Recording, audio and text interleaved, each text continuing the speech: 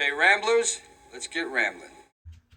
Hi everybody, I'm Some Dumb Guy and welcome to another episode of SumDumBuys. That is Buddy playing with toys in the background, not static. He's having a good old time, so don't mind him. Well, welcome to another video where we celebrate the buying, the owning, the collecting, and ultimately the watchings of the glories of physical media.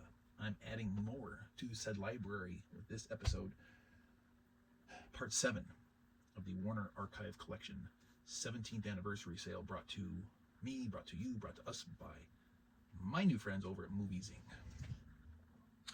We're 60 titles into this big sale haul of mine, and we're gonna go in for some more. Yes, join me. Yes. Okay. Hey, settle down, relax. They're coming. Got them right here. Easy now. Don't push. Well, yeah. All right. As previously stated in other episodes, I paid $13.50 for each of these titles, so no prices will be flashing on the screen, as is my usual habit.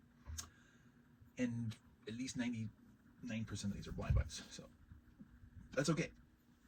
Because as I've gone through and already watched a couple of them as I go, win across the board so far. So thank you, Warner Brothers, for all your awesomeness. We're gonna start this one. Ooh, this is an angry man. Got a little picture scene of a domestic disturbance, a man and a woman, and there's some text on here that looks like some dialogue. Man screaming, "Living in my house, loving another man, is that what you call being honest? That's just giving it a nice name." Barbara Stanwyck, Paul Douglas, Robert Ryan, and Marilyn Monroe. We have from 1952 RKO Pictures, black and white at 105 minutes. I got this because of Barbara Stanwyck, because Blind Buy Barbara Stanwyck is always a yes. 4 stars. Ignite, a full throttle tale of raw passions and gut emotions. 4 stars. I have only heard of 3 of these 4, but that's okay. We don't hold that against number 4. This one is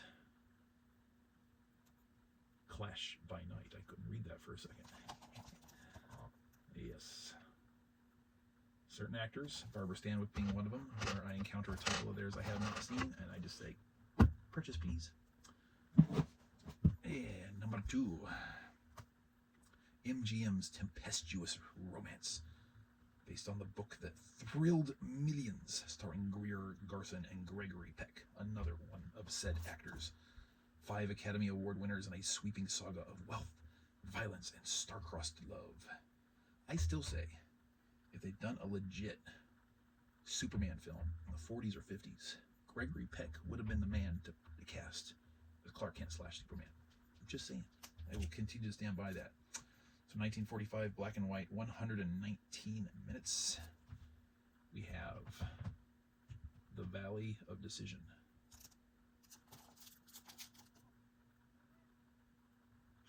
Let's see if we can focus in on Mr. Peck here. Not the best representation, but anybody familiar enough with his appearance, and let's just say To Kill a Mockingbird, for example, suit, the hat, the glasses, Clark Kent, you know what I'm saying? He certainly could have the physicality for it. Oh, Groucho, Chico, Harpo with Kenny Baker, Florence Rice, Eve Arden, Margaret Dumont, Nat Pendleton. Screenplay by Irving Brecher, a Mervyn Leroy production. A lot of laughs and a top-notch crazy climax, says the New York Herald Tribune. From 1939. That might be my oldest title today. Black and white. 87 minutes. Another blind buy. And a blind genre / cast of characters. This is the Marx Brothers in At the Circus. You know, there are certain things like, you know, you've got your Three Stooges, your Abbott Costello, your Marx Brothers. I'm missing some people. You just need Laurel and Hardy. There we go. Some comedic groupings, some duos that we all owe ourselves to check out. Believe it or not, I just watched the Laurel and Hardy Who's on First skit for the very first time in my life, just like 2 or 3 months ago, max. Oh my God, that was I get it. I understand. My only frame of reference, other than knowing of it, was the little snippets you see in Rain Man. And it's like, okay, no real context there at all. And it's like, okay, now I get it. It's beautiful. Next, Move, whisper. Oh, don't move, don't whisper, don't even breathe. Emilio Estevez, Cuba Gooding Jr., and Dennis Leary. There comes a time when you've got to take a stand. The 90s cult action hit returns. Where did it go? Returns from where? 1993, 109 minutes. Have Judgment Night. What judgment did you not know? I know the basic premise of this one. I don't know what the judgment's all about, though. Bit of a run for your life thriller kind of thing. Next up, this will put our halfway point, I believe, for the evening. A Freddie Fields production, a John Huston film, Sylvester Stallone, Michael Caine, Max von Sydow, and Pele, who's a soccer player, I think. Now is the time for heroes. I've always found this to be a very unusual cover. Stallone, Caine, and Pele take a kick at the Fuhrer.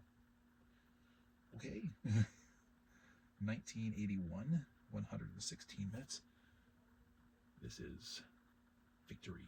And everybody's kind of spread out in like a V formation, but it still looks weird to me. I get it, but it don't look natural. That's all I'm saying. It's fine. But, you know, like, hey, the Stallone movie I don't have yet, and it's a Warner Archive release, so. Yep. Next, she will become their most deadly weapon, as long as they can make her fall in love. Okay. Gripping and powerful, riveting entertainment, says Rex Reed of the New York Post. Hi, sugar. Kiki, cute girl. From 1984 at 130 minutes, starring Diane Keaton. This is The Little Drummer Girl. I think Diane Keaton's always a win. She's not quite on my total blind buy list, but pretty close. Pretty close. Maybe, just maybe, I'll get one title in this particular episode that I've actually have a title I've seen before. Maybe. No guarantees. Okay, let's see what we have here. Howard Hughes presents not unlike a taut, sadistic thriller peppered with incursions from the Monty Python crew. An unforgettable delight, says Jeff Andrew of Time Out Film Guide, who is often quoted in the backs of these movies. 1951, black and white at 120 minutes, starring Robert Mitchum and Jane Russell. I'm not 100% sure why I bought this one, because Jane Russell isn't on my list, and Robert Mitchum isn't on my list.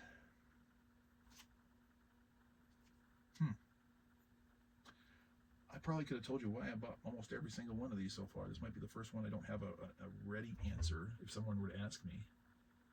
But it is His Kind of Woman. Yeah. I don't know. I've seen one Jane Russell film. I liked it. And it wasn't Outlaw. It was something else. I'm pretty sure it was a Kino Lorber title. That's about as far as I can say. Co-starred Raymond Chandler. But that's about all I can say. Title's not coming to me right now. 7 titles in. On to number 8. This goes with a previous entry. Shifting gear for a moment. Groucho, Chico, and Harpo all over again. MGM production. Some of the trio's funniest set pieces. This comedy is sensational, says Leonard Maltin in a classic film guide. Leonard Maltin's usually reliable. From 1937, ooh, we're going older this time. Black and white, 111 minutes. We have the Marx Brothers in A Day at the Races.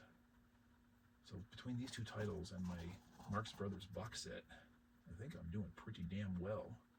Our Marx Brothers library. I've never watched a single title of theirs before.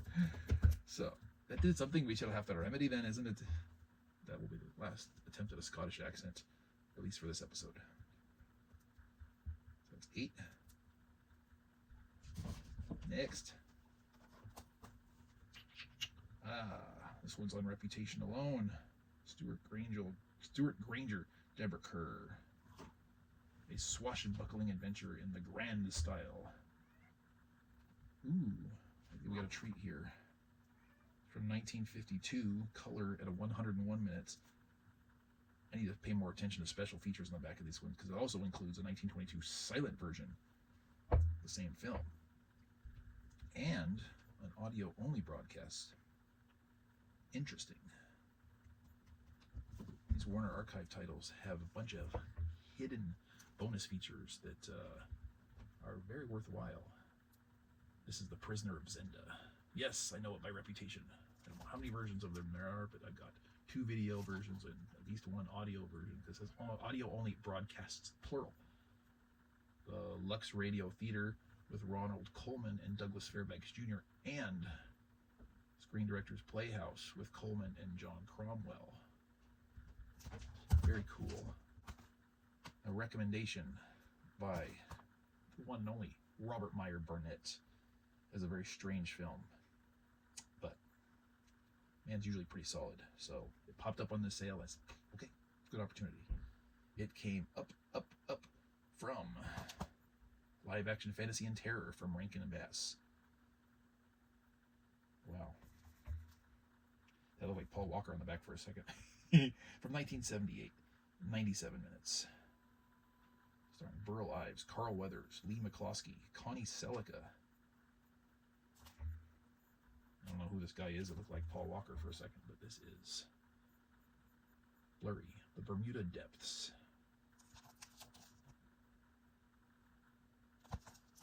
Yeah, wait, is that 10? That's 10. Oh, blind buys. Not surprised. It does happen, and I'm okay with that. What'd you think of these pickups in this episode? Did you pick up anything in that sale? The only Warner Archive collection titles? Do you have any you might recommend that I possibly do not have? Throw them at me. I love these guys. I love their work. I love their restoration of their title. I love their packaging. Apparently I love their special features, which I'm going to have to make a better note to pay more attention to, because I don't want to miss stuff. Well, I'm not a big special features kind of guy, but if there are additional versions of the same film kind of thing, then that is a whole other matter. So, there we are. Word box beckons below to be utilized at your convenience. Sounds like Buddy is trying to play with sugar or wanting attention of some kind. Being good, Buddy? Anyway, I thank you both for joining me. I'll see you again next time, but between now and then, I'm going to make like a tree and get at you. Alan,